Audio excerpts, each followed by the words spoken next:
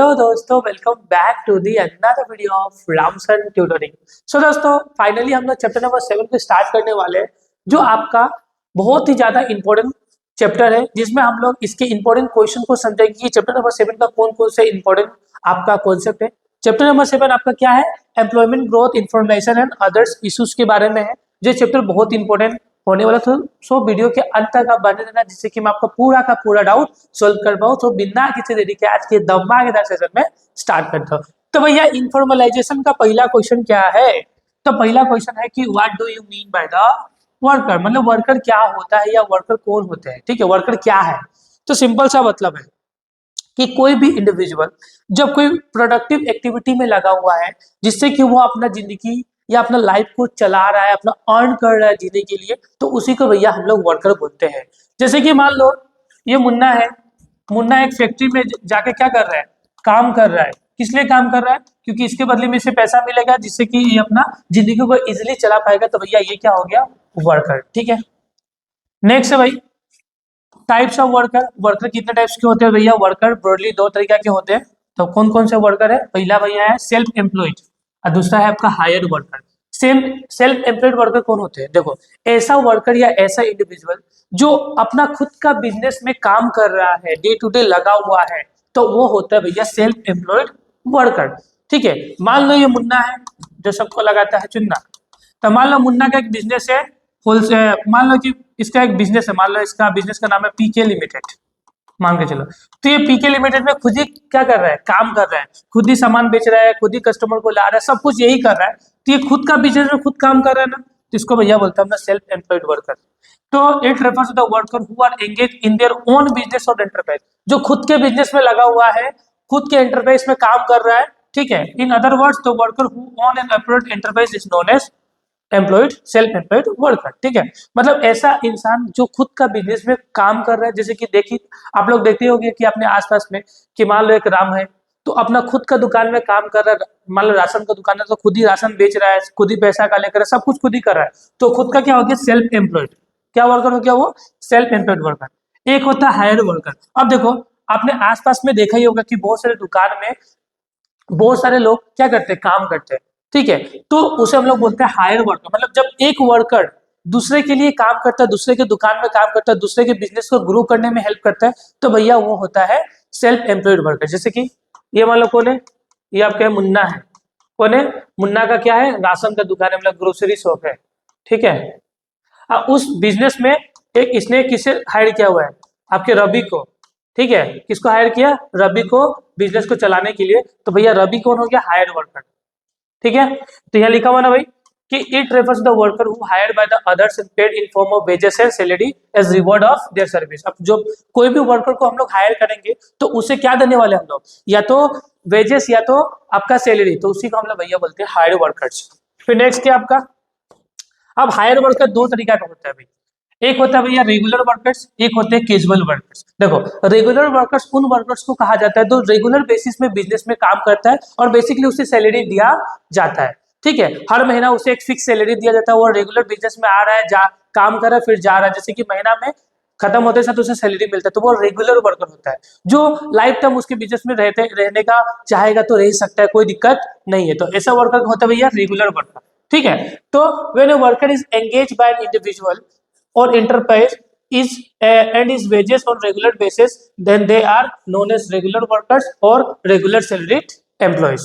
In India, 15% of the total workforce is engaged as a regular worker. Example, teachers, office employees, manager of an organization. तो ये कौन होते हैं भैया? Regular worker. देखो, India का इतना बड़ा पॉपुलेशन है, ठीक है, 140 करोड़ से भी ज्यादा। ओनली 15% ही पॉपुलेशन का रेगुलर वर्कर्स, मतलब रेगुलर बेसिस में स्कूल में पढ़ाते हैं या तो ऑफिस में काम करने जाते हैं। तो रेगुलर वर्कर कितना है भाई? ओनली 15%। ठीक है, याद रखना, बहुत बड़ा ये फिगर है। ठीक है, 15%, ओनली 15%। ठीक है, मतलब बोला जैसे इतना बड़ा पॉपुलेशन के बाद छोटू सा फिगर है।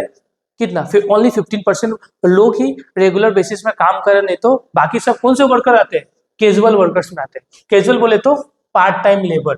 ठीक है, मतलब वो उनका कोई जॉब फिक्स नहीं है। जब उनका रिक्वायरमेंट होगा तो उनको बुलाया जाता है, जब रिक्वायरमेंट खत्म तो उनको खत्म निकाल दिया जाता है कंपनी से या जॉब से। तो वो होते भैया कैजुअल वर्कर, जिनका कोई फिक्स नहीं होता है कुछ भी चीज। ठीक है, मतलब it refers to the workers who are not employed on regular basis, they casually engage on a job and return get entertained by the remuneration for the work done. मतलब उनको वो रेगुलर बेसिस में उनको काम दिया नहीं जाता है, बस उनको जब काम होता है तो उनको बुलाया जाता है, उनसे काम कराया जाता है और बदले में उसे रेम्युनरेशन या वेजेस वगैरह दे दिया जाता है। ठीक है, this employ do not get any job security and social benefit. इन लोगों को कोई भी जॉब सिक्योरिटी बोल के मिलता नहीं है। फिर नेक्स्ट है भैया, define labour force and work force. इसका क्वेश्चन एक आया था, difference between labour force and work force. ये एग्जाम में आया हुआ क्वेश्चन है, तो आप लोग देख सकते हो पेपर में, अब जो खोलोगे पास्ट के क्वेश्चन पेपर पे तो आपको मिलेगा कि ये दोनों का डिफरेंस पूछा गया था। तो आप labour force and work force समझ लोगे तो डिफरेंस ऐसे ही लिख लोगे दोनों को। 1 मार्क का पूछा ना, 2 मार्क का पूछा गया था इसी तरीके से। ठीक है, तो सबसे भैया होता है कि लेबर फोर्स क्या होता है, लेबर फोर्स। ठीक है, तो भाई देखो लेबर फोर्स क्या है, तो देखो यहाँ पे समझना बहुत इजी है concept. It refers to the sum total of person who are willing and able to work at a existing wages rate in an economy is known as labour force. मतलब ऐसे पर्सन का sum total, जो सभी person को काम करने का मन है, क्या करने का मन है, काम करने का मन है, काम कर सकते हैं, जो मार्केट में रेट मिल रहा है उसी रेट पे, तो उसी को बोलते हैं हम लोग labour force. Labour force includes both employed and unemployed person. Labour force में एम्प्लॉयड पर्सन भी आता है और अनएम्प्लॉयड पर्सन भी आता है। Labour force equal to person working plus person available और सीकिंग फॉर वर्क। मतलब पर्सन जो काम कर रहे हैं और जो पर्सन काम कर सकते हैं, काम ढूंढ रहे हैं, तो वो भी इस लेबर फोर्स में आता है। मतलब भैया सिंपल सा बात है कि लेबर फोर्स क्या होता है कि ऐसे इंसान का सम टोटल, मतलब देखो बहुत लोग है ना, सभी लोग काम करने का मन है, ठीक है, सभी लोग काम कर सकते हैं, जो मार्केट रेट दे रहा है उसी रेट पे, तो उन सभी पर्सन का जब सम टोटल कर देते हैं तो वो भैया होता है लेबर फोर्स। लेबर फोर्स में काम करने वाले लोग जो रेगुलर बेसिस पे काम कर रहे हैं वो भी आएंगे, और प्लस काम जो ढूंढ रहे हैं या काम के लिए अवेलेबल है वो भी आएंगे। दोनों का सम टोटल होता है भैया क्या फोर्स, लेबर फोर्स। मतलब लेबर फोर्स में सिंपल सा बात है, देखो यहाँ पे अच्छा से समझना कि it refers to the sum total of person who are willing and able to work, जो काम करने का जिनको मन है और जो काम कर सकते हैं, और to work at existing wages है, जो मार्केट में रेट मिल रहा है उसी रेट में, तो भैया वो होता है लेबर फोर्स। फिर नेक्स्ट देखो वर्क फोर्स, ये भी बहुत इंटरेस्टिंग टॉपिक है कि भैया वर्क फोर्स। तो देखो वर्क फोर्स का मतलब ऐसे इंसान का सम टोटल जो एक्चुअल में कोई काम कर रहा है, ठीक है, तो उसी को भैया बोलते हैं हम लोग क्या, वर्क फोर्स। मतलब it refers to the part of the labour force, ये लेबर फोर्स का ही पार्ट होता है, ठीक है, who are actually engage in some productive activity. मतलब ऐसे पर्सन जो एक्चुअली कहीं काम कर रहे हैं, कोई प्रोडक्टिव एक्टिविटी में, फैक्ट्री वगैरह, कंपनी वगैरह में काम कर रहे हैं, तो ऐसे वर्कर भैया होते हैं work force. In other words work force refer to the number of person who are actually employed at a particular point of time in an economy. मतलब वो रियलिटी में एम्प्लॉयड है, वो काम कर रहे हैं। जैसे कि आप लोग यहाँ पे देखोगे, यहाँ पे दो चीज है ना, labour force equal to person working person available. तो ये वाला पर्सन, जो ये वाला पर्सन होता है ना पर्सन वर्किंग, ये भैया होता है कौन सा फोर्स, वर्क फोर्स, ठीक है। दोनों का सम टोटल होता है लेबर फोर्स। अब देखो अगर आपको कोई बोल दिया जाए, आपको बोलना चाहिए कि वर्क फोर्स पार्टिसिपेशन रेशियो निकालो, कि कितने लोग एक्चुअली अभी काम कर रहे हैं इंडिया में, ये निकालो, तो इसका फॉर्मूला क्या होता है, work force divided by total population multiply by 100 कर दोगे तो आपको निकल के आ जाएगा, ठीक है। फिर नेक्स्ट क्या है आपका, डिफाइन लेबर सप्लाई, कि भैया लेबर सप्लाई क्या होता है, लेबर सप्लाई क्या होता है, define labour supply. Labour supply का मतलब क्या होता है, तो भाई देखो it refers to the amount, एक मैं बता देता हूँ बात, ये जो आप पढ़े हो ना labour force and work force, ये इंपॉर्टेंट क्वेश्चन मार्क कर लेना, ठीक है। कहाँ गया, हाँ, define labour force and work force, इसको आईएमपी मार्क करके रखना, ये वेरी वेरी इंपॉर्टेंट है, ठीक है ना, इसको आईएमपी मार्क करके रखना आप लोग, इंपॉर्टेंट क्वेश्चन है वाला।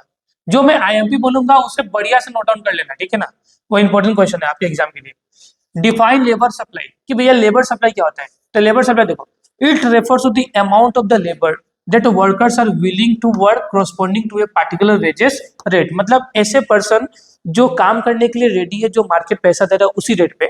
बट लेबर सप्लाई में क्या होता है, देखो in other words the labour supply is the total hours that a worker wish to work at a given wages rate, ठीक है। एग्जाम्पल के तौर में देखो वर्कर को 500 रुपया मिलेगा, ठीक है, पर डे, लेकिन वो कितना घंटा काम करने के लिए रेडी है, 8 घंटा, ठीक है। तो 500 रुपया मिलेगा तो कितना घंटा काम करेगा, 8 घंटा, बट वही 1000 मिलेगा तो वो कितना घंटा काम करने वाला आपका, वो काम करने वाला आपका कितना 10 आवर्स। ठीक है, तो मतलब लेबर सप्लाई में आपको बेसिकली ये समझाया जाता है कि कितना मतलब कौन कौन सा पर्सन काम करने के लिए रेडी है जो मार्केट रेट दे रहा है, और साथ ही साथ इसमें आवर्स भी आपका काउंट करता किया जाता है। जैसे कि एक वर्कर है जो 5 घंटा काम करना चाहता है लेकिन उसे सैलरी 200 रुपए मिलने से भी काम हो जाएगा। ठीक है, एग्जाम्पल के तौर में यहाँ लिखा हुआ है कि एक वर्कर को मतलब 500 रुपए मिलेगा लेकिन उसको कितना घंटा काम करना होगा, 8 घंटा। फिर एक में 1000 है मिलने वाला है रुपीज, लेकिन काम कितना करना होगा वर्कर को, 10 आवर्स। तो ये देखो लेबर सप्लाई में क्या होता है कि एक वर्कर कितना काम मतलब कितना वो काम करने के लिए रेडी है या नहीं है, और साथ ही साथ रेडी है तो वो कितना घंटा काम करेगा। तो जब दोनों का बात किया जाता है तो भैया वो होता है लेबर सप्लाई के अंदर में। किसके अंदर में होता है, लेबर सप्लाई के अंदर में होता है।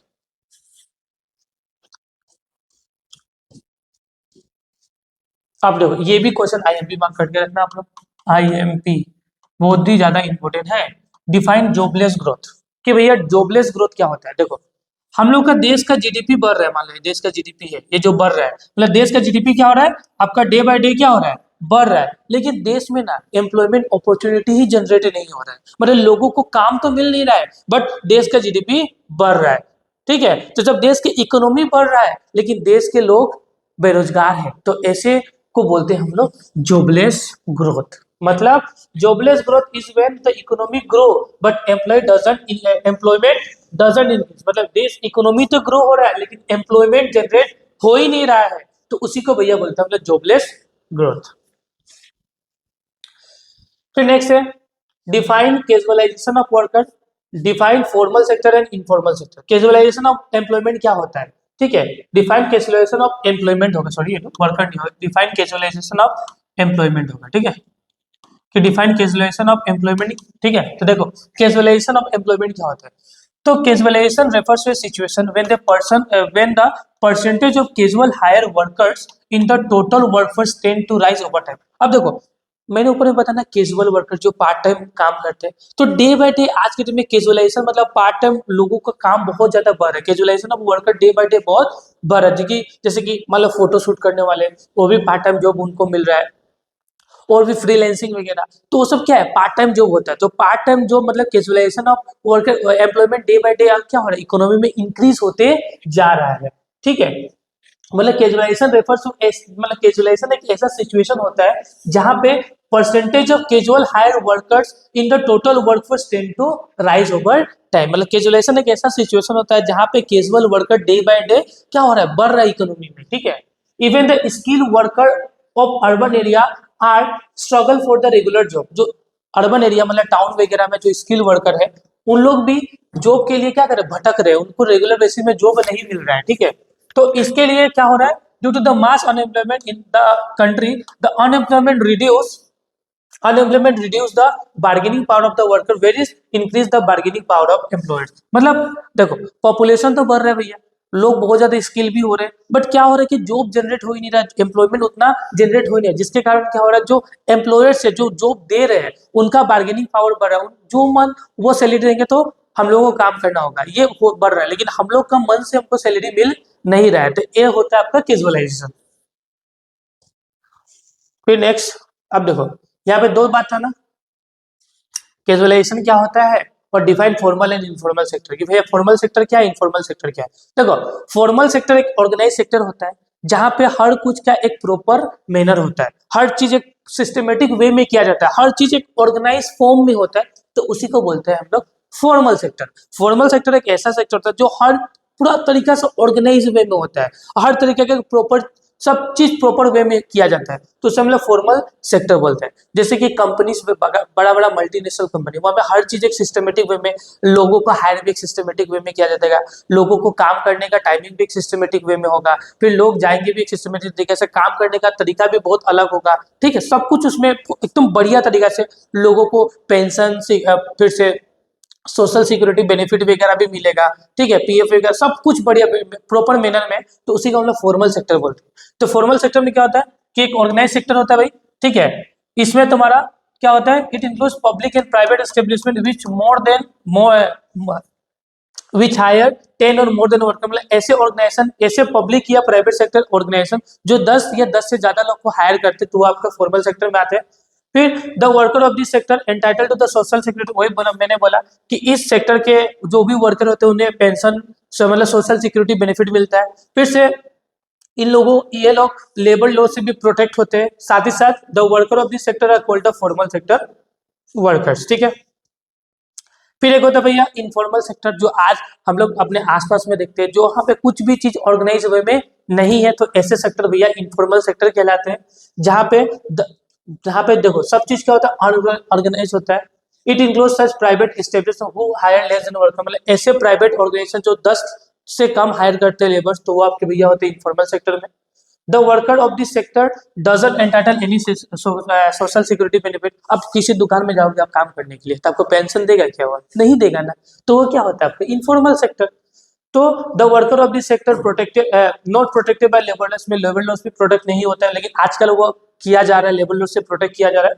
It provides the employment to the more than 90% of workforce. देखो भाई, आज के डेट में इनफॉर्मल सेक्टर में वर्कफोर्स का 90% लोग इसी में एंगेज है, इनफॉर्मल सेक्टर में, सोचो।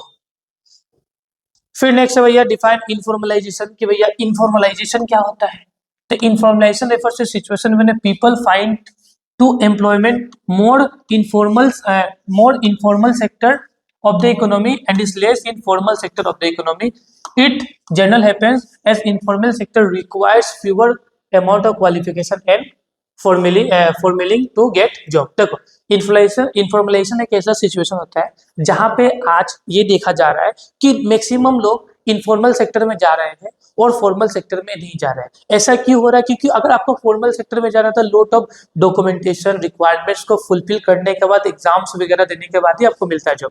बट इनफॉर्मल सेक्टर में ऐसा कुछ नहीं है, नॉर्मली आपको जॉब मिल जाता है, ज्यादा क्वालिफिकेशन का नीड नहीं है। तो इसी को भैया बोलते हैं हम लोग इनफॉर्मलाइजेशन। मतलब इनफॉर्मलाइजेशन एक ऐसा सिचुएशन होता है जहां पे लोग फॉर्मल सेक्टर में जाके इनफॉर्मल सेक्टर में जाके जॉब करना चाहते हैं, क्योंकि आज के डेट में वहां पे ज्यादा डॉक्यूमेंट रिक्वायरमेंटेशन नहीं होता है, इसीलिए, ठीक है।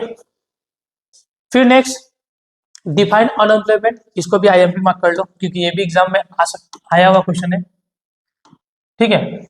Define unemployment and what are the types of the unemployment and cause of unemployment, कि अनएम्प्लॉयमेंट के टाइप्स क्या होते हैं एंड कॉज ऑफ, कारण क्या है अनएम्प्लॉयमेंट होने का। ये दो क्वेश्चन बहुत इंपॉर्टेंट है, ठीक है भैया। अनएम्प्लॉयमेंट क्या होता है कि भैया अनएम्प्लॉयमेंट एक ऐसा सिचुएशन होता है जहां पे लोगों को काम करने का मन है, लोग काम कर सकते हैं, जो मार्केट सैलरी दे रहा है या वेजेस देता है उसी रेट में, बट काम मिले नहीं रहा है। अब आपको एसबीआई में काम करना है क्लर्क पोस्ट में, आपको एसबीआई पता है कि 30,000 रुपया महीना देगा, आपको काम करने का मन है, बट आपको काम नहीं मिल रहा है, तो भैया इसी बोलते हैं हम लोग अनएम्प्लॉयमेंट।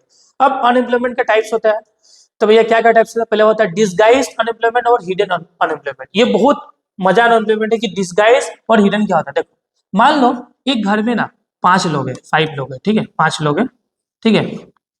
तो एक घर में 5 लोग हैं, जिसमें से मान लो कि फादर के 3 सन है, फादर एंड मदर के, ठीक है, फादर एंड मदर,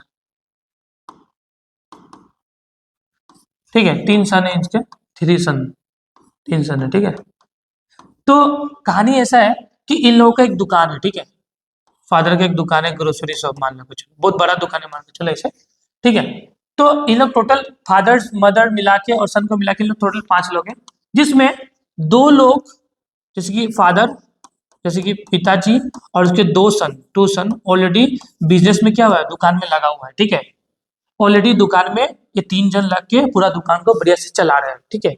बट क्या हुआ कि एक जो थर्ड वाला सबसे छोटा वाला था सन, उसका उनका फादर का, तो वो पढ़ाई कर रहा था अभी बेसिकली, तो उसका भी पढ़ाई कंप्लीट हो गया, तो उसको भी अब इस दुकान में क्या कर दिया इन्होंने, लगा दिया।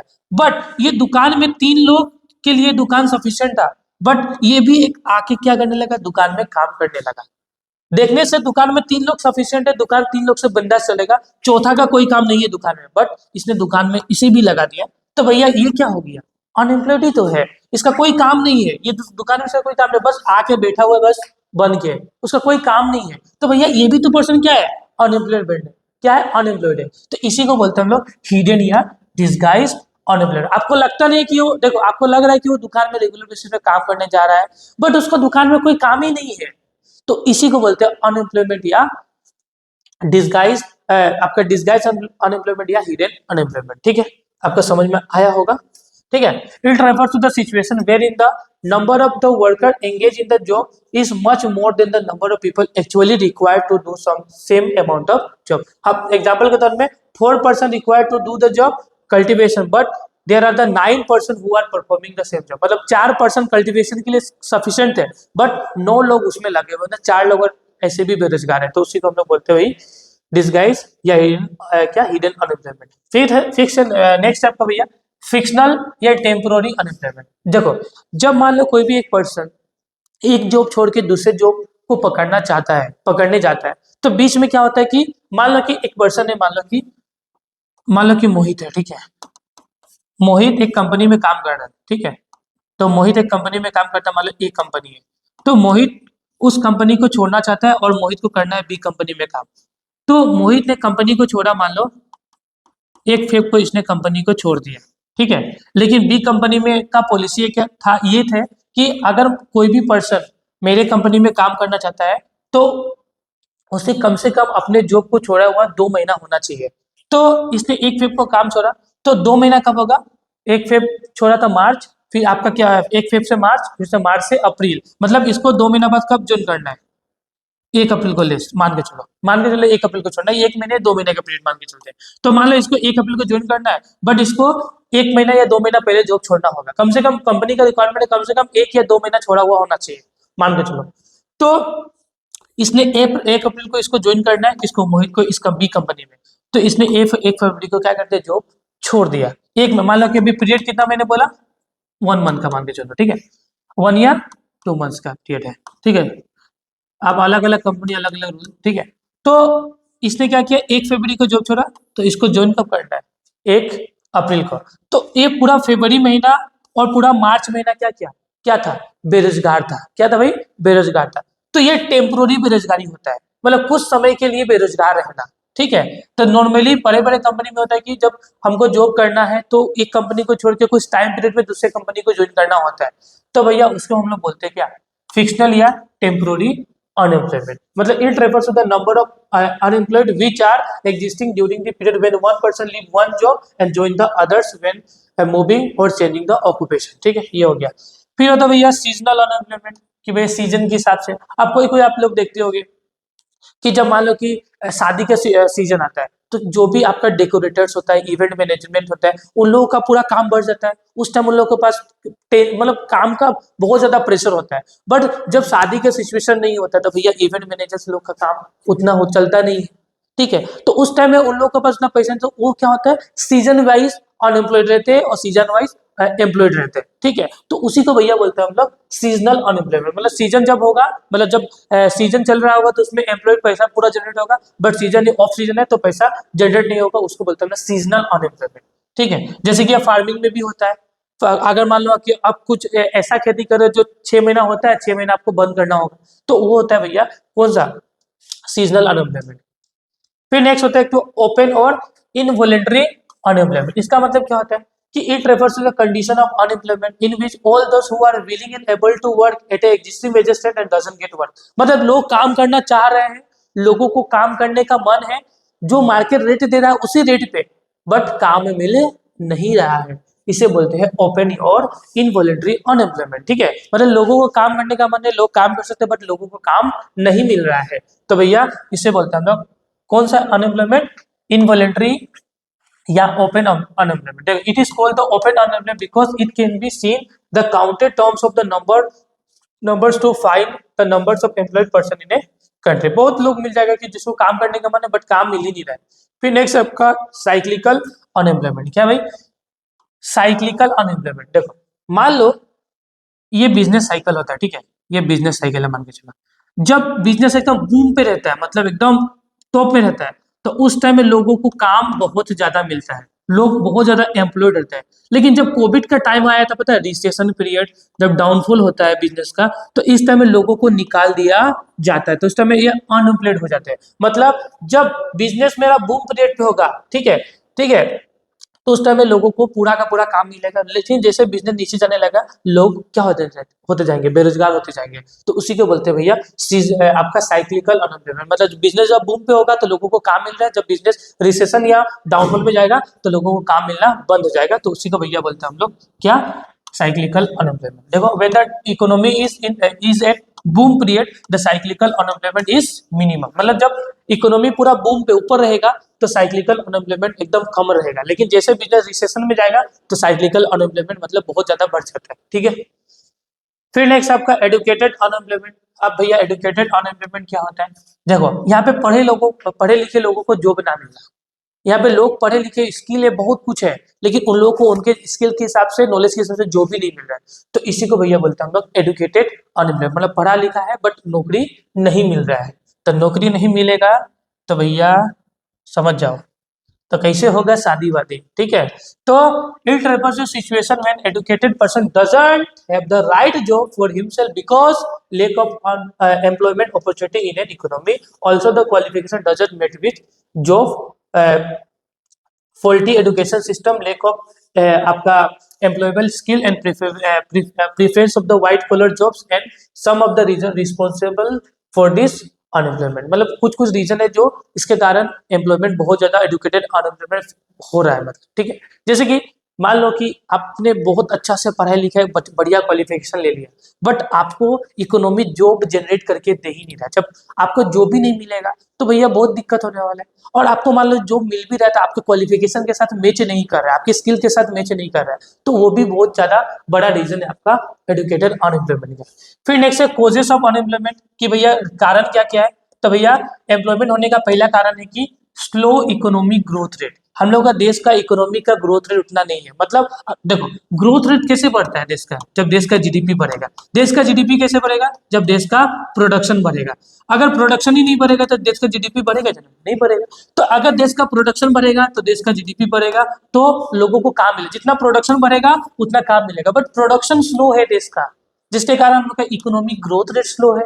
जब प्रोडक्शन कम हो रहा है तो लोगों को काम उतना मिलेगा ही नहीं। जब काम मिलेगा नहीं तो हम लोग में क्या होगा, देश में अनएम्प्लॉयमेंट का सिचुएशन होगा। तो सिंपल सा बात है, तो इकोनॉमिक ग्रोथ रेट हम लोग कंट्री का बहुत कम है, जिसके कारण हम लोग मतलब जो भी होता है हम लोग को उतना एम्प्लॉयमेंट अपॉर्चुनिटी मिल रहा ही नहीं है, जिसके कारण ये आपका एम्प्लॉयमेंट आपका क्या हो रहा है, आपका रीजन है अनएम्प्लॉयमेंट का पहला रीजन। फिर दूसरा रीजन क्या है, पॉपुलेशन एक्सप्लोइशन। अब देखो आपको भी पता ना, डे बाय डे हम लोग का पॉपुलेशन इंडिया का बहुत बढ़ रहा है। हम लोगों ने तो चाइना को भी बीट कर दिया पॉपुलेशन में, जिसके कारण जितना ज्यादा पॉपुलेशन होगा उतना ज्यादा कंपटीशन होगा, उतना ज्यादा कंपटीशन होगा उतना जॉब कम जनरेट हो रहा है। मतलब कंपटीशन तो हो रहा है बहुत ज्यादा, बट जॉब उतना एम्प्लॉयमेंट जनरेट नहीं हो रहा है, जॉब उतना जनरेट नहीं हो रहा है, जिसके कारण पॉपुलेशन बढ़ने का पहले देखो, पहले एक मतलब मान लो कि 100 सीट का वैकेंसी निकला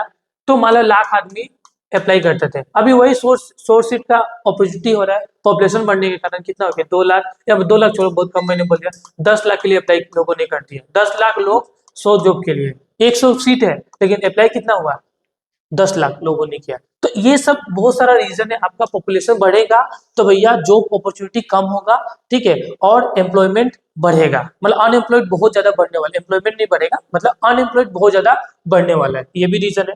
फिर नेक्स्ट भैया रीजन है डिफेक्टिव एजुकेशन सिस्टम। देखो भाई हम लोग का एजुकेशन सिस्टम देखो बहुत सारा हम लोग के एजुकेशन सिस्टम में प्रॉब्लम है। भैया क्या क्या प्रॉब्लम है, पहला बात तो ये है, हम लोग का एजुकेशन सिस्टम हमको ये सिखाता है कि पढ़ के एग्जाम कैसे पास करना है। हम लोग का एजुकेशन सिस्टम ये नहीं सिखाता है कि जॉब कैसे जनरेट किया जाए, आप कैसे कैसे न्यू आप क्या स्टार्टअप स्टार्ट कर सकते हो, आप कहाँ कहाँ बिजनेस कैसे कैसे स्टार्ट कर सकते हो। तो ये हम लोग का मतलब आपका एजुकेशन सिस्टम सिखाता नहीं है, बस पढ़ के कैसे पास करना है भाई ये सिखाता है। लेकिन नया नया जॉब जनरेट कैसे करना है, कंपनी कैसे स्टार्ट करना है, आपको मनी मैनेजमेंट कैसे करना है, ये सब सिखाता नहीं है। तो फॉल्टी एजुकेशन के कारण आज के दौर में बहुत लोग अनएम्प्लॉयड रह जाते हैं। ठीक है,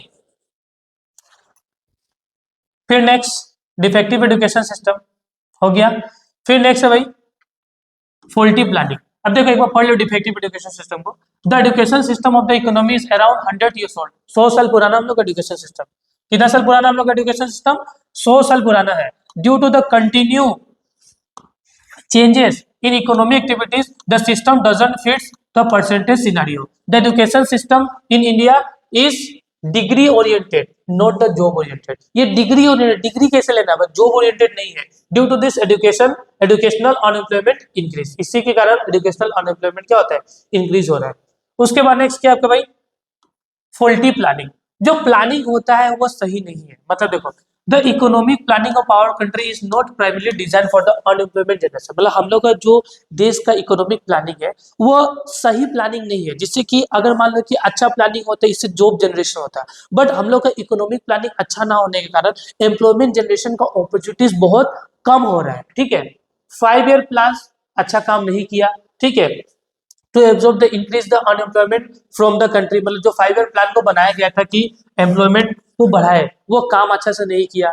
प्लस हम लोग का प्लानिंग उतना अच्छा नहीं, जिससे कि एम्प्लॉयमेंट जनरेशन हो ही नहीं रहा है। ये सभी कारण है आपका एम्प्लॉयमेंट होने का। फिर excessive use of foreign technology, हम लोग फॉरेन टेक्नोलॉजी पे बहुत ज्यादा डिपेंड है। जब फॉरेन टेक्नोलॉजी पे बहुत ज्यादा डिपेंड है तो जो भी लेबर इंटेंसिव टेक्निक फॉलो करते थे हम लोग इंडिया में, वो डे बाय डे क्या हो रहा है, कम हो रहा है, जिसके कारण अनएम्प्लॉयमेंट का रेशियो डे बाय डे बढ़ रहा है। क्योंकि हम लोग फॉरेन टेक्नोलॉजी मतलब मशीन का यूज करेंगे तो जो हम लोग का भैया लेबर्स होंगे उनका काम डे बाय डे क्या हो रहा है, कम हो रहा है, वो लोग अनएम्प्लॉयड हो रहे हैं। तो ये भी अनएम्प्लॉयमेंट का बहुत बड़ा रीजन है। फिर हम लोग को जो एग्रीकल्चर सिस्टम है अभी भी उतना अच्छा से डेवलप नहीं हुआ है, अभी भी अंडर डेवलप स्टेज में है। ठीक है, अगर इसको अगर ठीक कर दिया जाए तो ये प्रॉब्लम को ठीक हो सकता है मे भी, लेकिन हम लोग के एग्रीकल्चर मतलब अंडर डेवलप स्थिति में होने के कारण यहाँ पे भी बहुत ज्यादा unemployment ratio day by day क्या हो रहा है, बढ़ रहा है। तो ये भी बहुत बड़ा एग्जाम्पल है आपका अनएम्प्लॉयमेंट का। ठीक है, तो agriculture sector in India under develop and is provide only seasonal unemployment. ठीक है, सॉरी ओनली सीजनल एम्प्लॉयमेंट। देखो एग्रीकल्चर जो सेक्टर है, अभी देखो मान लो कि आप एग्रीकल्चर सेक्टर में लगे हो। ठीक है, अगर एग्रीकल्चर सेक्टर में लगे हो तो 6 महीना काम है भैया, 6 महीना बैठना हो रहा है। तो 6 महीना जब हो तो एम्प्लॉयमेंट हो, आपके पास एम्प्लॉय हो, आप मतलब तो बिंदास आप कमा रहे हो, लेकिन 6 महीना बैठ रहे हो। तो अगर मान लो आपका एग्रीकल्चर सेक्टर इस तरीके से डिजाइन कर दिया जाए, आपको सिखा दिया जाए कि भैया देखो 6 महीना आपको ये खेती करना है और 6 महीना आप उसी जमीन पे दूसरा खेती कर सकते हो। तो आपको जब नॉलेज दे दिया जाएगा तो 6 महीना बैठोगे नहीं। अंडर डेवलप अगर नहीं होगा, अगर पूरा का पूरा डेवलप कर दिया जाएगा, 6 महीना बैठोगे नहीं, आपको काम मिलेगा, अनएम्प्लॉयड खत्म हो जाएगा। तो अभी भी हम लोग का जो एग्रीकल्चर सेक्टर है वो अनएम्प्लॉयड स्टेज में। ठीक है, फिर हम लोग का जो छोटा मोटा इंडस्ट्रीज है वो खत्म हो गया।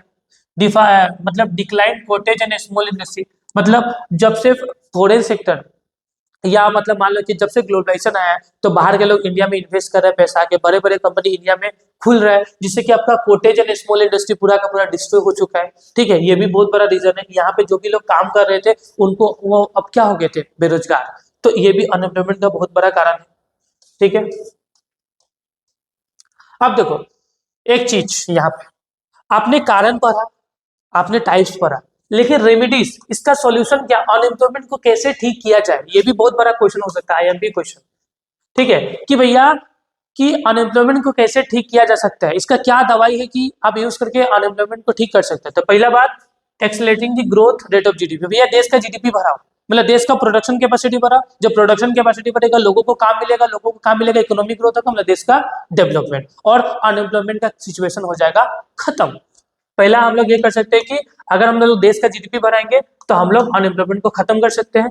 कंट्रोल ओवर पॉपुलेशन, जैसे चाइना ने 1 चाइल्ड बोला है, ठीक है, तो 1 चाइल्ड का पॉलिसी या रूल्स लगा दिया, इंडिया में भी 1 चाइल्ड का पॉलिसी लगा देंगे तो पॉपुलेशन डे बाय डे क्या होते जाएगा, कम होते जाएगा। जब पॉपुलेशन कम होते जाएगा तो भैया कंपटीशन भी कम होगा, लोगों को अपने हिसाब से जॉब मिलना स्टार्ट हो जाएगा, इससे भी अनएम्प्लॉयमेंट खत्म हो जाएगा। फिर encouragement of small scale industry, जो छोटे मोटे इंडस्ट्रीज है उसको हम लोग बढ़ाएंगे तो भी ये प्रॉब्लम को सोल्व हो सकता है। ठीक है, क्योंकि स्मॉल स्केल इंडस्ट्रीज में लेबर टेक्निक का फॉलो होता है, लेबर इंटेंसिव टेक्निक का फॉलो होता है, जहाँ पे लेबर्स को जॉब मिलता है। अगर मान लो स्मॉल स्केल इंडस्ट्रीज को, छोटा मोटा कोटेज इंडस्ट्री को हम बढ़ाना स्टार्ट करेंगे तो लेबर को भैया जॉब मिलेगा, जब लेबर को जॉब मिलेगा तो कोई अनएम्प्लॉयड होगा ही नहीं, अनएम्प्लॉयमेंट खत्म। ठीक है, उसके बाद से हो गया चेंज इन एजुकेशन सिस्टम। अब एजुकेशन सिस्टम को चेंज करना, कि देखो हम लोग का एजुकेशन सिस्टम 100 ईयर्स ओल्ड है, जहाँ पे ये सिखाया जाता है कि डिग्री के लेना कैसे है। हम लोग को ये नहीं सिखाया जाता है कि भैया कि फ्यूचर में जॉब कैसे जनरेट किया जाए, हम लोग क्या ऐसा प्लानिंग करेंगे कि नया स्टार्टअप खोल सकते हैं हम लोग। तो ये सब अगर एजुकेशन सिस्टम में एड हो गया तो भैया हम लोग का अनएम्प्लॉयमेंट हम लोग कभी रहेंगे ही नहीं। हमको पता है ना कि भाई हमको ये करने के बाद हमको ये यहाँ पे काम करना है, या यहाँ पे हम लोग को नया बिजनेस स्टार्ट करना है। अगर ये सिखा दिया जाए तो टेंशन नहीं है अनएम्प्लॉयमेंट का। ठीक है, उसके बाद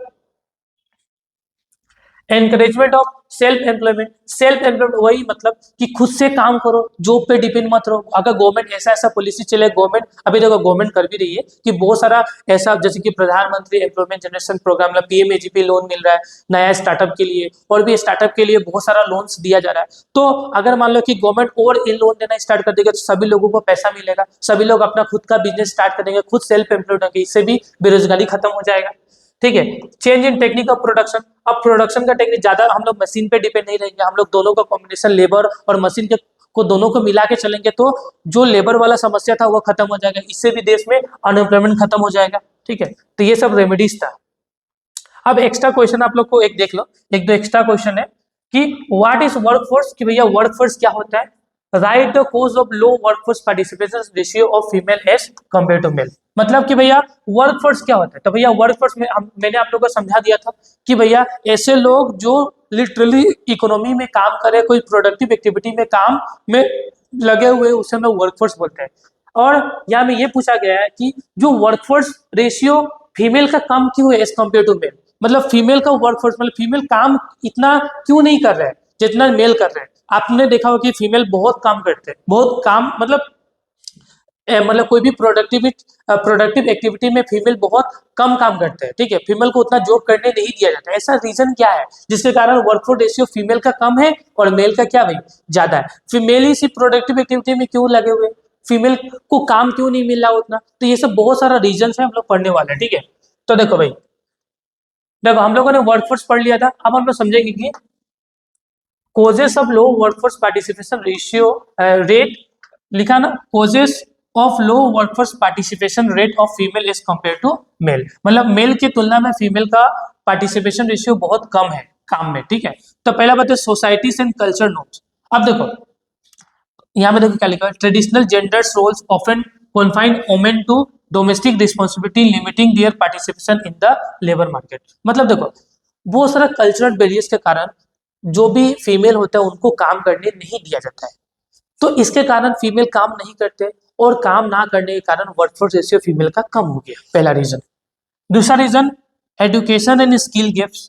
इन many regions womens have lower access to education and skill development opportunity reducing the employment.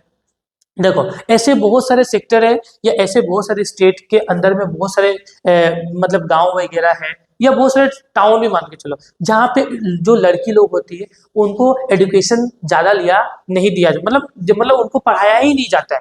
ठीक है, और जिसके कारण उनका जो नॉलेज स्किल होता है वो बहुत कम होता है, उनका नॉलेज स्किल उतना डेवलप होता नहीं है, जिसके कारण वो काम करने नहीं जाते। ये भी बहुत बड़ा रीजन है वर्कफोर्स मतलब पार्टिसिपेशन रेशियो कम होने का फीमेल का।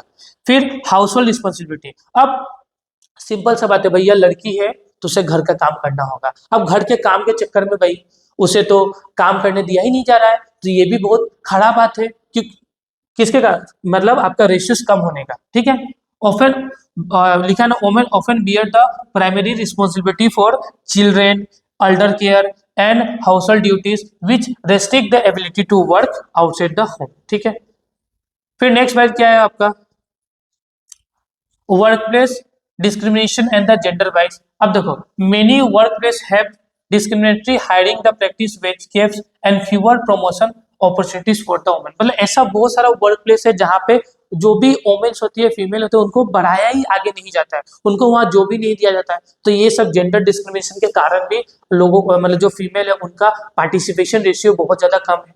ठीक है, फिर से सेफ्टी एंड सिक्योरिटी कंसर्न। बहुत लोग सेफ्टी के कारण अपने जो भी बच्चे लोग होते हैं उनको घर से बाहर काम करने नहीं देते हैं, ये भी बहुत बड़ा रीजन है क्योंकि बहुत उल्टा फुल्टा सुनने भी मिलता है। तो ये सब कुछ सम रीजन है जिसके कारण आपका जो फीमेल होता है उनका पार्टिसिपेशन रेशियो बहुत कम है वर्कफोर्स में। ठीक है, फाइनली आज का वीडियो करता हूँ मैं समाप्त। अगर इसके रिगार्डिंग कोई भी डाउट है तो कमेंट बॉक्स खुला है, कमेंट कीजिए। मिलता है हमारे नेक्स्ट वीडियो में जहां पे मैं आपको चैप्टर नंबर 9 समझाने वाला हूँ। सो फाइनली आज का करता हूँ वीडियो में समाप्त।